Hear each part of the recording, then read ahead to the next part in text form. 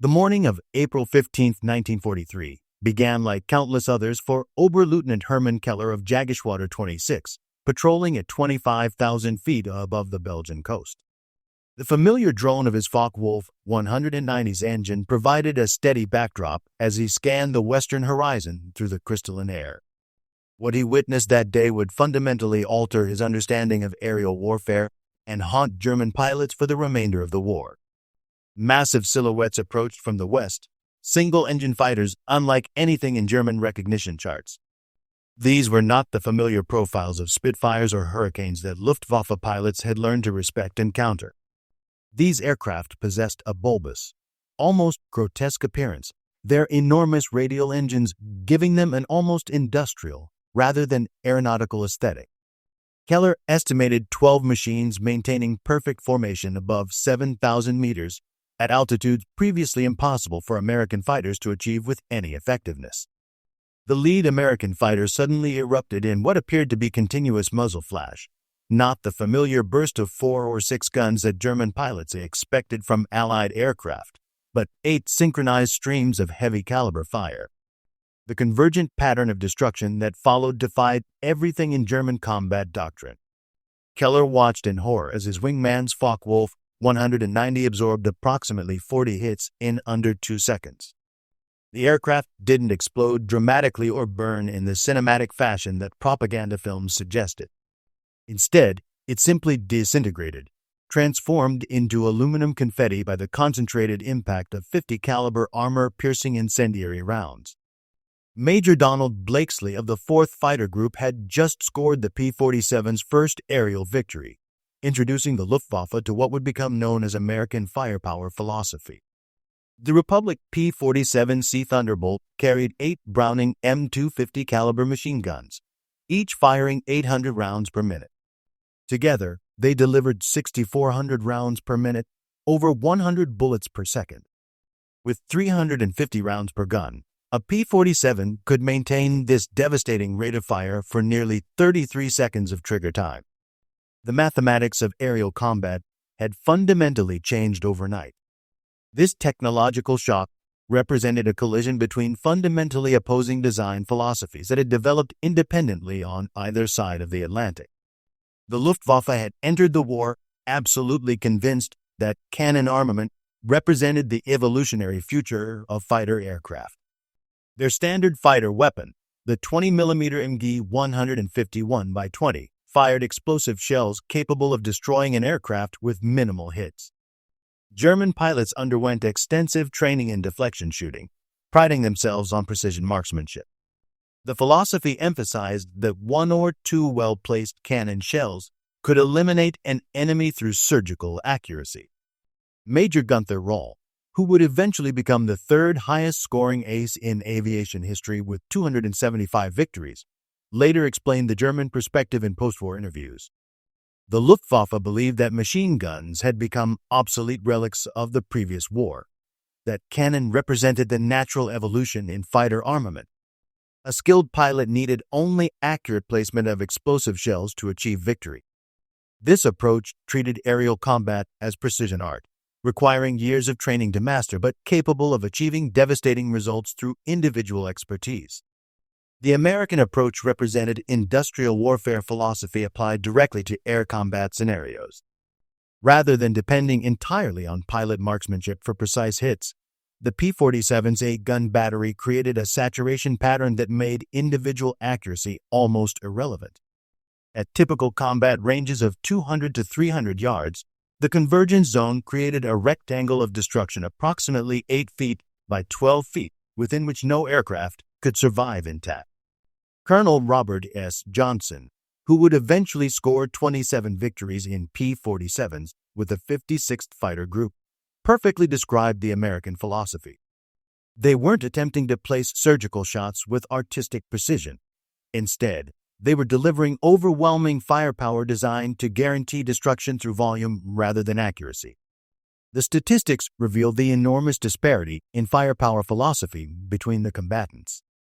A P-47 Thunderbolt carried 2,800 rounds total, 350 rounds per gun across 8 weapons. Each armor-piercing incendiary round weighed 1.71 ounces. In a typical 15-second burst, a P-47 could deliver over 1,600 rounds, representing 171 pounds of metal and incendiary compound hurled at the target. By comparison, a Messerschmitt Bf-109G carried only 150 rounds for its single 20mm cannon, supplemented by two 13mm machine guns carrying 300 rounds each. The disparity in sustained firepower proved even more pronounced during extended engagements. A German fighter could maintain cannon fire for approximately 6 to 7 seconds before exhausting its primary ammunition supply. A P-47 could deliver devastating bursts repeatedly throughout an entire engagement, with sufficient ammunition reserves for multiple encounters during a single mission. This ammunition abundance fundamentally altered the tactical possibilities available to American pilots. The first major encounter between P-47s and German fighters had actually occurred earlier, on March 10, 1943, when the 4th Fighter Group flew the type's inaugural combat mission over occupied France. However, this mission ended in complete failure due to radio malfunctions, with all aircraft returning to base without engaging enemy forces.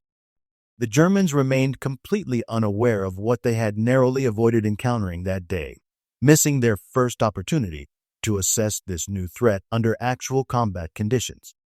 What German pilots hadn't anticipated was that the P-47 had been specifically designed for high-altitude superiority missions.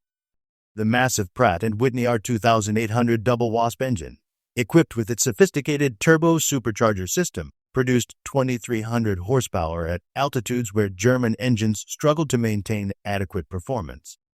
At 25,000 feet, where B-17 formations typically operated, the P-47 maintained performance characteristics that German fighters simply couldn't match effectively. Luftwaffe doctrine had traditionally emphasized combat operations below 20,000 feet, where their fighters performed optimally against previous Allied aircraft. The Bf-109G's Daimler-Benz DB605 engine, even equipped with MW50 methanol water injection, struggled desperately to maintain power at extreme altitudes. The Focke-Wulf 190A, absolutely lethal at medium altitudes, became sluggish and unresponsive above 22,000 feet.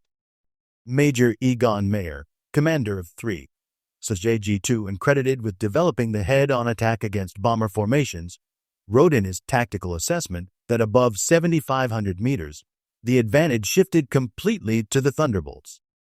German fighters maneuvered freely at lower altitudes, but at high altitude, they struggled with controls that felt frozen, while American fighters attacked from above with complete impunity, delivered their terrible firepower, and climbed back to safety before German pilots could respond effectively. By summer 1943, Republic Aviation's production capacity stunned German intelligence services when accurate figures finally reached Berlin through various channels. The Farmingdale factory, along with a massive new facility constructed in Evansville, Indiana, was achieving production rates that seemed physically impossible to German engineers. At peak production levels, Republic manufactured 840 P-47s monthly, 28 aircraft daily. The Evansville plant alone would eventually produce 6,242 Thunderbolts throughout its operational period. German production of all fighter types peaked at 2,177 aircraft monthly in September 1944, spread across multiple competing designs that often shared components inefficiently. Republic's single-type production nearly equaled half of Germany's entire fighter output across all manufacturers. This single American company was essentially matching the fighter production capacity of the entire German Reich, a reality that fundamentally challenged German assumptions about American industrial capabilities. Oberst Joseph Priller, Geschwader Commodore of JG-26, initially dismissed intelligence reports of American production figures as defeatist propaganda designed to undermine German morale. After encountering increasingly massive P-47 formations throughout 1943, he retrieved these reports from his files and annotated them personally. His marginal notes indicated that, if anything, the reported numbers appeared conservative rather than exaggerated. German pilots were facing industrial warfare on a scale that exceeded their most pessimistic projections. The production disparity extended far beyond mere numerical comparisons. Each P-47 required 17,081 individual parts assembled with mass production efficiency that German factories couldn't approach. The 8 Browning M2 machine guns alone cost more than many complete German fighters. Yet American industry would build 15,686 P-47s throughout the entire war, making it one of the most produced American fighter aircraft in history. August 17, 1943, during the first Schweinfurt raid, provided German pilots with a comprehensive demonstration of P-47 capabilities under actual combat conditions. For the first time, Thunderbolts escorted B-17s deep into German airspace using external belly tanks that extended their operational range dramatically. JG-1 and JG-26, expecting unescorted bombers after the Little Friends turned back at their usual range limitations, instead encountered 240 P-47s maintaining close escort formation throughout the mission.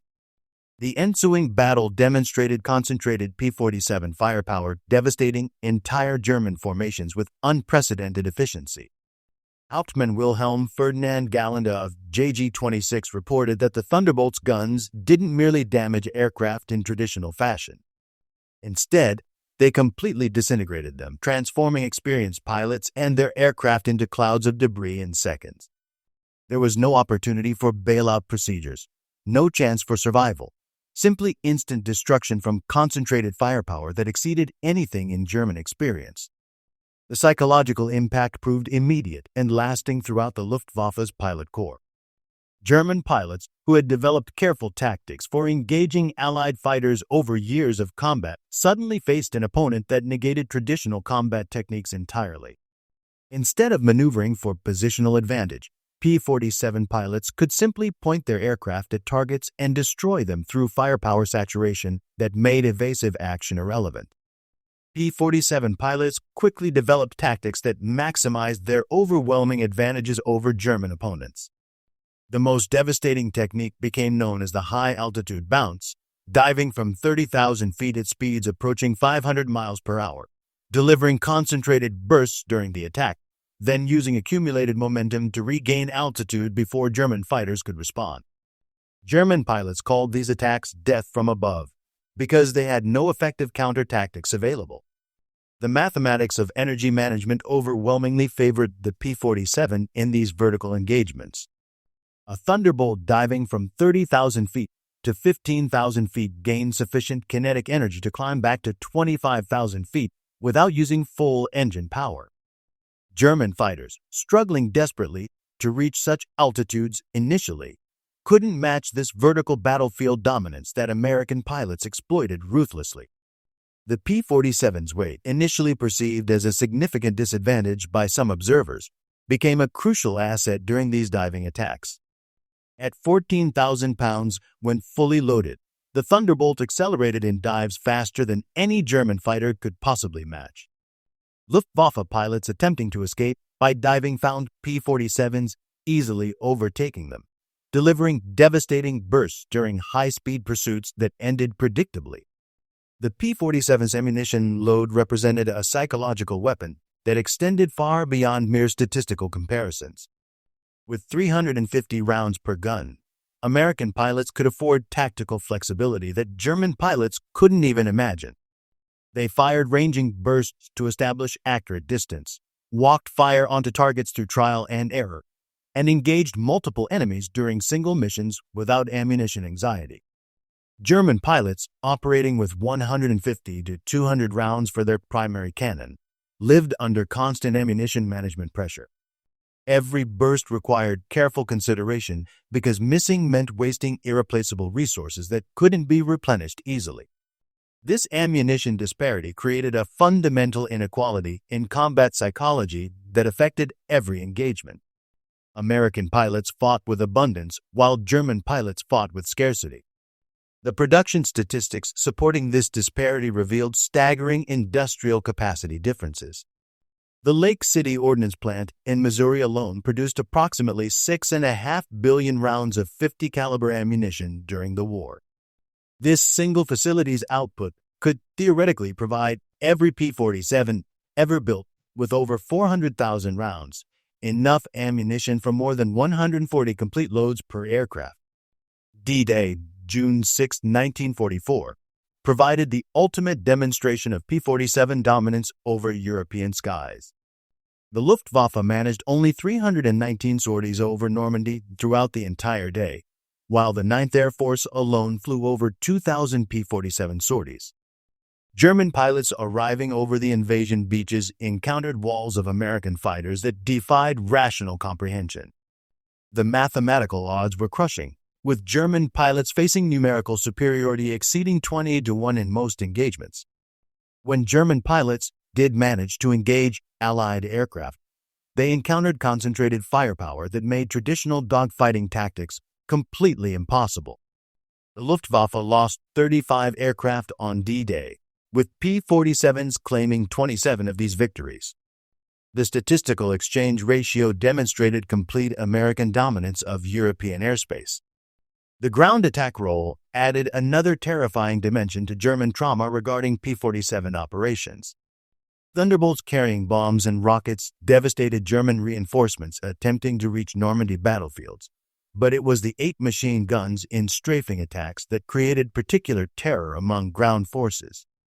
A single P-47 could destroy an entire vehicle column in one strafing pass, the concentrated firepower penetrating armor plating, destroying engines, and eliminating crews with ruthless mechanical efficiency.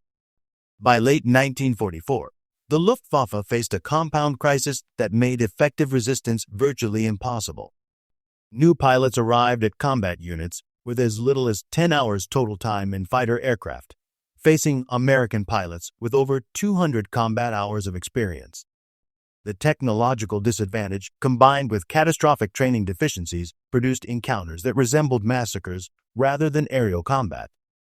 German replacement pilots, thrown into combat with minimal preparation, faced P-47s whose 8 guns made pilot skill disparities completely irrelevant. Even poorly aimed bursts saturated sufficient airspace to guarantee hits against maneuvering targets. Veteran Luftwaffe instructors reported that entire training classes were systematically eliminated during their first encounters with Thunderbolts, creating an unsustainable attrition rate. The statistics revealed the catastrophe's true scope throughout the final war years. German pilots beginning training after June 1944 faced less than 15% survival rates through 5 combat missions. Against P-47s specifically, survival rates dropped below 10%. Entire squadrons were eliminated in single engagements, immediately replaced by even less trained pilots who survived even more briefly, creating a death spiral that consumed Germany's remaining pilot resources. Operation Bodenplatte, the Luftwaffe's surprise attack on Allied airfields on January 1, 1945, demonstrated the complete reversal of air superiority that had occurred. Despite achieving tactical surprise and destroying numerous aircraft on the ground through coordinated low-level attacks, German losses during withdrawal proved catastrophic. As German fighters turned for home after their strafing runs, they encountered waves of P-47s scrambled from rear airfields that hadn't been targeted. Without altitude advantage or sufficient ammunition for extended combat, the Luftwaffe fighters were systematically destroyed during their withdrawal. The 365th Fighter Group's P-47s, taking off from Metz immediately after the initial attack, caught German formations at low altitude and eliminated entire squadrons through concentrated firepower. The operation cost the Luftwaffe 271 aircraft and 143 pilots killed, losses from which the German Air Force would never recover. American losses in air-to-air combat totaled 16 aircraft, creating an exchange ratio that exceeded anything previously recorded in aviation history. Even the introduction of revolutionary Me-262 jets provided only temporary relief from P-47 dominance over European skies.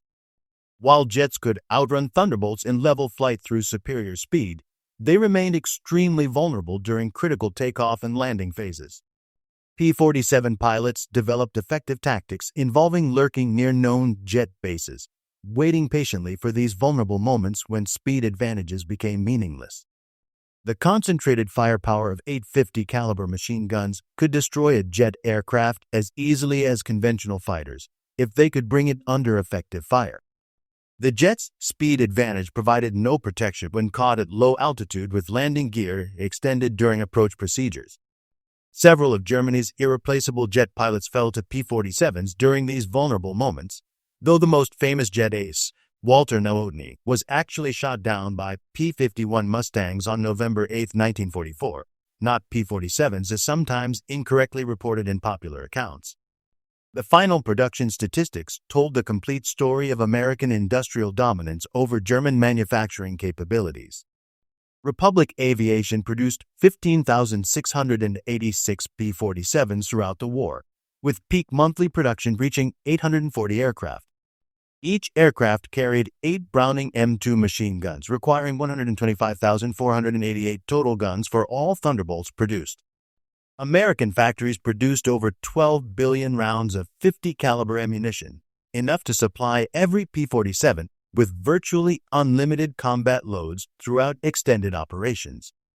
Against this overwhelming production capacity, Germany's entire fighter production totaled approximately 33,000 aircraft of all types from 1939 to 1945. Chronic ammunition shortages meant German pilots often flew combat missions with partial loads, while persistent fuel shortages by 1945 limited combat missions to 15 to 20 minutes duration. Meanwhile, P-47s operated with 2 hours of fuel capacity, providing enormous tactical flexibility that German pilots couldn't match. The cumulative psychological effect on surviving German pilots approached collective trauma that military medical officers documented extensively. Thunderbolt neurosis became a recognized condition, involving involuntary stress responses to any sound resembling 8 synchronized machine guns firing simultaneously.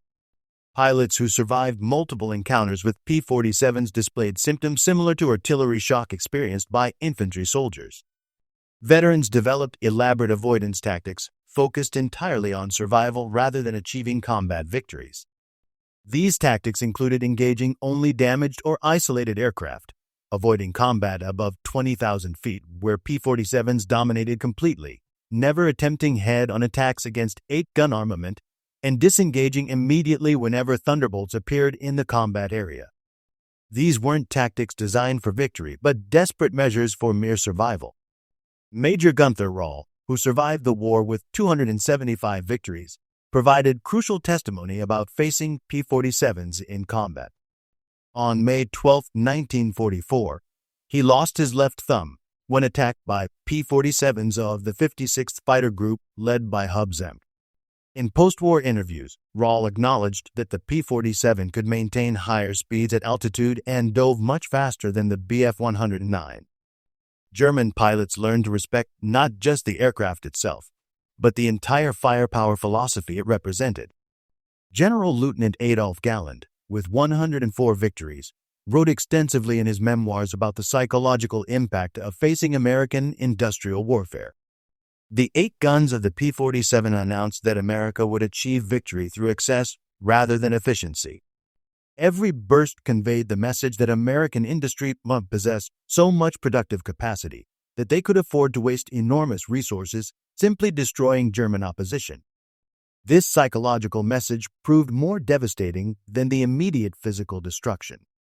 Even Johannes Steinhoff, who survived to become a NATO commander with 176 victories, recognized the fundamental paradigm shift that American firepower represented. His service with JG-26, JG-77, and JG-7 meant extensive exposure to American firepower doctrine throughout different phases of the war, providing comprehensive perspective on the revolution in aerial combat. Beyond air-to-air combat, P-47s operating in ground attack roles created separate trauma for German ground forces that had never experienced such concentrated firepower. The 8 guns that systematically shredded aircraft proved equally devastating against vehicles, trains, and troop concentrations. A single P-47 could disable a locomotive with one strafing pass, the concentrated fire penetrating boiler plates that would easily resist conventional cannon fire. Veterans of the Eastern Front, hardened by years of fighting Soviet forces under desperate conditions, broke psychologically under P-47 strafing attacks. The distinctive roar of 8 guns firing simultaneously became associated with inevitable death among German ground forces. Vehicle columns caught by P-47 formations ceased to exist as organized military units, transformed into burning wreckage stretching for miles along European roads. By early 1945, new P-47M and P-47N variants widened an already insurmountable technological gap between American and German aircraft. The P-47M's Pratt & Whitney R2857C engine produced 2,800 horsepower with water injection, achieving speeds exceeding 470 miles per hour. Only 130 P-47Ms were built, but they represented the absolute pinnacle of piston engine fighter development. The K-14 computing gun sight, standard equipment on late-model P-47s, eliminated the last theoretical German advantage in deflection shooting skill. The sight automatically calculated proper lead based on range and target movement parameters. Combined with 8-gun armament, this technology transformed even novice pilots into deadly marksmen capable of achieving hits that would have required years of training previously. Germany's fuel crisis by late 1944 created synergistic catastrophe when combined with facing P-47 operations. German pilots, restricted to minimal training fuel allocations, encountered American pilots with extensive flight hours and combat experience. The skill disparity combined with technological inequality produced encounters that barely qualified as legitimate combat engagements. German pilots operated under constant fuel anxiety, calculating whether they possessed sufficient reserves to engage targets and return safely to base. P-47 pilots with abundant fuel supplies could afford patience during engagements, altitude changes for tactical advantage, and extended pursuits of fleeing enemies. This fuel disparity meant Germans consistently fought defensive battles while Americans maintained offensive initiative throughout all engagements. The war's conclusion brought statistical clarity to the P-47's decisive impact on European air operations. In the European theater, P-47s were officially credited with 3,752 air-to-air victories, 86,000 railway cars destroyed or damaged, 9,000 locomotives destroyed, 68,000 motor vehicles destroyed, and 6,000 armored vehicles claimed. Against this record of destruction, approximately 3,499 P-47s were lost to all causes, with 1,020 lost to enemy fighters and 2,479 to flak and operational causes. The exchange ratio in aerial combat exceeded 4-1, demonstrating clear technological and tactical superiority. The extent of lasting German psychological trauma from P-47 encounters became evident during the Korean War, when West German military advisors consulted with NATO forces. When shown footage of F-84 Thunderbolts conducting ground attack operations, several veteran pilots exhibited immediate stress responses, demonstrating the lasting impact from their wartime experiences with American firepower doctrine. The German advisors emphasized to NATO planners that American firepower doctrine, emphasizing overwhelming force rather than precision, had proven psychologically devastating to opponents. They advised that future adversaries should understand that America doesn't seek fair fights in military engagements, but rather pursues industrial annihilation of opposition through superior productive capacity. In April 1945, the Luftwaffe's final operational assessment acknowledged complete defeat by American industrial warfare capabilities. The report noted that traditional fighter combat, based on individual pilot skill and aircraft maneuverability, had been rendered completely obsolete by overwhelming firepower doctrine. The P-47's 8 guns hadn't simply shot down German aircraft through superior performance. They had systematically destroyed an entire combat philosophy that had dominated European thinking about aerial warfare. German pilots had entered World War II as knights of the air, believing fundamentally in individual skill, precision marksmanship, and technological elegance. They concluded the conflict understanding that modern warfare belonged entirely to nations capable of mass-producing overwhelming firepower and delivering it wherever needed. The P-47 Thunderbolt, with its .850 caliber machine guns, had been the primary instrument of this brutal education. Post-war analysis by military historians confirms the P-47's decisive impact on the evolution of aerial warfare doctrine. The 8-gun armament represented far more than simple firepower increase. It embodied American industrial philosophy applied directly to combat operations. Where Germans had sought efficiency and precision through individual excellence, Americans delivered overwhelming abundance through mass production capabilities. Dr. Williamson Murray, in his comprehensive analysis of the European Air War, noted that the P-47's 8 guns had effectively democratized air combat. Individual skill became secondary to industrial capacity in determining combat outcomes. German aces with hundreds of flight hours and extensive combat experience found themselves rendered equal to American novices when facing walls of .50 caliber fire that negated traditional fighting techniques. The psychological impact extended far beyond individual pilots to fundamental German military doctrine. The Wehrmacht had pioneered combined arms warfare and achieved remarkable early victories through tactical innovation and superior training. However, American industrial capacity, symbolized by the P-47's excessive firepower, demonstrated conclusively that production capability ultimately trumped tactical innovation in prolonged warfare. The manufacturing story behind P-47 production reveals the true scope of American industrial mobilization during World War II. Republic Aviation transformed from a small company producing 39 aircraft in 1939 to manufacturing 840 monthly by 1944. This single company's expansion exceeded the entire growth trajectory of German aircraft production throughout the war period. The Evansville plant, constructed from empty farmland in 1942, employed 28,000 workers at peak production, with 40% of the workforce consisting of women. These workers, many with no prior industrial experience, assembled fighters of such consistent quality that combat loss rates from mechanical failure remained negligible throughout extensive operations. Each P-47 contained 305,000 individual rivets, installed with pneumatic tools that didn't exist in most German factories. The assembly line efficiency meant American workers could complete major subassemblies in hours that required days in German facilities operating under constant resource constraints. This production efficiency translated directly into numerical superiority over European skies that German pilots faced daily. The ammunition production supporting P-47 operations demonstrated American logistical superiority that German forces couldn't approach.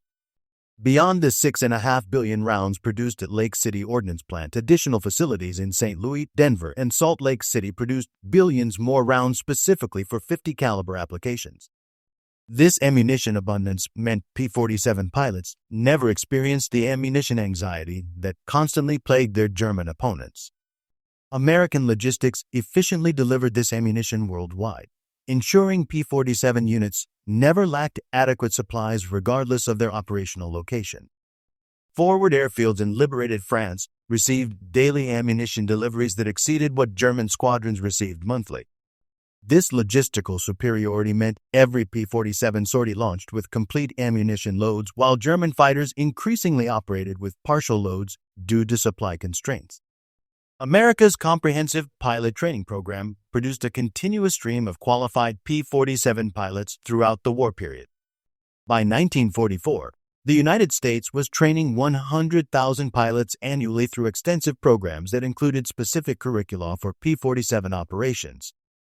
These pilots arrived at combat units with over 200 flight hours, including 50 hours specifically in P-47 aircraft. German pilot training programs, meanwhile, collapsed from pre-war standards of 250 hours to less than 50 hours by 1944 due to fuel shortages and accelerated combat requirements. Fuel restrictions meant many German pilots fired their aircraft's guns for the first time during actual combat encounters. This training disparity, combined with the P-47's overwhelming firepower advantage, created combat situations that resembled systematic executions rather than fair battles between trained aviators. The P-47's impact extended far beyond World War II statistics to influence American military doctrine throughout the Cold War period. The eight-gun armament philosophy became embedded in American military thinking, emphasizing overwhelming firepower rather than precision engagement. German officers who later joined NATO brought hard-learned lessons about facing American firepower doctrine, emphasizing that the P-47's 8 guns had taught them that modern warfare was ultimately determined by industrial capacity rather than individual warrior excellence.